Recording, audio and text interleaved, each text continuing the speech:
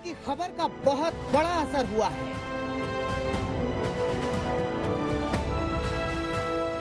प्रयागराज में श्रृंगेरपुर घाट पर बनेगा विद्युत शवदाह गृह।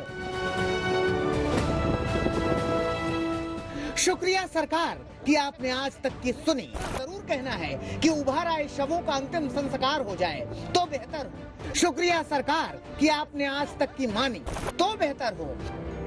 और सबसे बेहतर तो ये हो कि बाहर निकल आए शवों का इलेक्ट्रिक शवदाह यंत्र से सामूहिक अंतिम संस्कार कर दिया जाए। इससे पुण्य का काम क्या होगा कि शरीर से निकली आत्मा को मोक्ष का रास्ता मिल जाए। इससे पुण्य का काम क्या होगा कि मिट्टी में दबे हुए शवों का अंतिम संस्कार हो जाए। इससे पुण्य का काम क्या होगा कि शवों के साथ अब बर्बरता न होने पाए।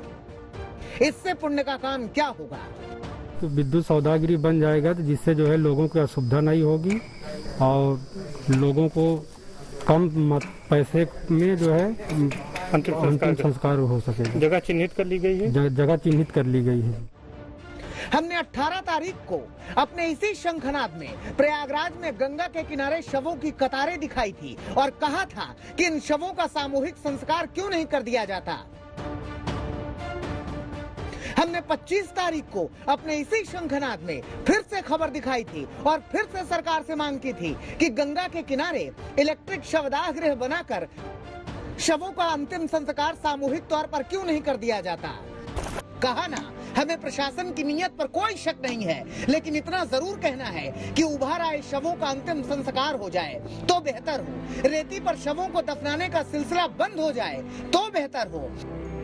और सबसे बेहतर तो ये हो कि बाहर निकल आए शवों का इलेक्ट्रिक शवदाह यंत्र से सामूहिक अंतिम संस्कार कर दिया जाए। शुक्रिया सरकार कि आपने इस ओर सोचा।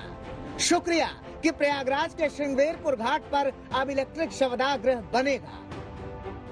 इस शवदाह गृह बनने का सबसे बड़ा फायदा यह होगा कि पहले से यहाँ दबाए गए शवों का अंतिम संस्कार तो हो ही जाएगा, साथ में गंगा घाट पर आने वाले शवों का भी अंतिम संस्कार सही तरीके से हो सकेगा।